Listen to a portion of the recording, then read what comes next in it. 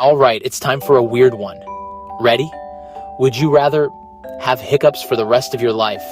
I'd like to order one coffee, please. Or would you rather feel like you're about to sneeze, but it never happens? It's coming. It's coming. Nope. Still not there. So, what's worse? The eternal hiccup dance or being stuck in sneeze limbo for life? Let me know in the comments which one you'd pick. And remember, the struggle is real. Like and subscribe for more hilarious Would You Rather questions. Choose wisely.